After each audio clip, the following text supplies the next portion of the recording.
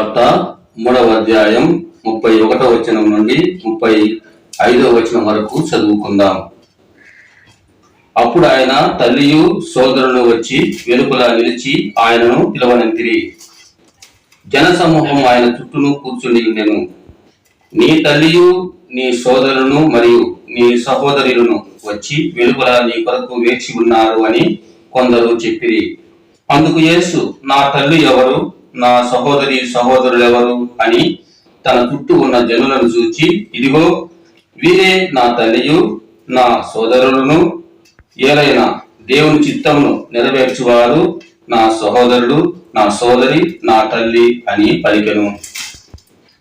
క్రీస్తునందు ప్రియ సహోదరి సహోదరుడా, జేఎంజే డివివాణి ఛానల్ వీక్షిస్తున్నటువంటి వీక్షకులందరికీ కూడా నా యొక్క శుభాభివందనలు. ఈనాటి యొక్క సువార్త పఠనంలో దేవుని చిత్తమును నెరవేర్చువాడు అన్నటువంటి యొక్క ముఖ్య అంశాన్ని మనం గమనించుకుందాం. దేవుని చిత్తాన్ని నెరవేర్చడం అంటే దేవుని యొక్క వాక్యాన్ని ఆలకించి దాన్ని పాటించి ఇతరులకు ఆదర్శంగా నిలిచేవాడే దేవుని చిత్తాన్ని పాటించువాడు. మనం గమనించినట్లయితే దేవుని చిత్తాన్ని పాటించువారు తన యొక్క తల్లి, తన యొక్క సోదరుడుగా ప్రభువు ఈనాడు మనల్ని గొప్పగా హెచ్చిస్తూ ఉన్నాడు. మరే తల్లి తన యొక్క జీవితంలో దేవుని చిత్తాన్ని నెరవేర్చడానికి యూదా సాంప్రదాయాలను సైతం ఎదిరించి సమాజాన్ని లెక్క చేయకుండా దేవుని యొక్క చిత్తానికి తల వంచి దైవ కుమారుడైనటువంటి క్రీస్తును ఈ లోకానికి అందించి ఆమె తన యొక్క బాధ్యతను నెరవేర్చింది. అదేవిధంగా జోజప్ప గారు తన యొక్క బాధ్యతను నెరవేరుస్తూ దేవుని యొక్క చిత్తాన్ని తల వంచి మరే తల్లి గర్భవతి అని తెలిసి కూడా ఆయన దేవుని యొక్క చిత్తానికి తల వంచి నీతిమంతుడుగా నిలిచిపోయాడు.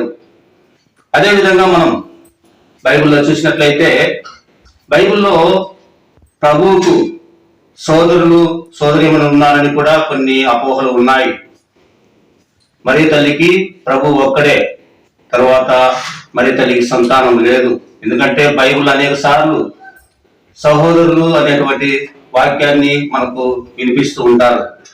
మత్తయి సువార్త 25వ అధ్యాయం 40వ వచనంలో, ఈ నా సోదరులలో ఏ అత్యల్పుడికి ఇది చేసినట్లయితే అవి నాకు చేసినట్లే అంటాడు ప్రభు. అంటే ఈ సోదరులలో అంటే తన యొక్క అన్నదమ్ములకు చేయమని కాదు, అంటే మన ప్రక్కన ఉన్నటువంటి వారు, మనతో కలిసి జీవిస్తున్నటువంటి వారిని కూడా ప్రభు ఈ నా సోదరులలో అని సంబోధించాడు. కాబట్టి అక్కడ ఆయన యొక్క తల్లి సహోదరులు అంటే తన చుట్టుపక్కల ఉన్నటువంటి వాళ్ళను ఆయన సహోదరులుగా సంబోధించారు వారు.